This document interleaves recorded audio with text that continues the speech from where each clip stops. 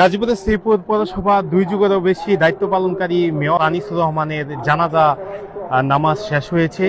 ওনাকে শেষ বিদায় জানাতে গাজীপুরের বিভিন্ন অঞ্চল থেকে বিভিন্ন শ্রেণী পেশার মানুষ অংশগ্রহণ করেছিলেন। প্রায় লাখো মুসল্লি এই জানাজার নামাজে অংশগ্রহণ করেছেন। একই সাথে বিভিন্ন রাজনৈতিক দলের নেতাকর্মী, বিভিন্ন ব্যবসায়ী, বিভিন্ন শ্রেণী পেশার মানুষরা এই অংশগ্রহণ করেছে এই জানাজার নামাজে। বেলা 11টায় জানাজা নামাজ অনুষ্ঠিত হয়েছে। এবং আরেকটি বিষয় জানিয়ে রাখি যে গতকাল এই মৃত্যুর খবর শুনে ওনার বোন রাশিদা খানমও হৃদযন্ত্রের ক্রিয়া বন্ধ হয়ে মৃত্যু হয়েছে। সেই সাথে এই জানাজার নামাজ একসাথে দুইজনের জানাজার নামাজ অনুষ্ঠিত হয়েছে। পরপর দুইজনের জানাজার নামাজ একই সাথে অনুষ্ঠিত হয়েছে। তো এই জানাজার নামাজকে কেন্দ্র করে প্রায় লাখো মুসল্লিরা এখানে অংশগ্রহণ করেছে।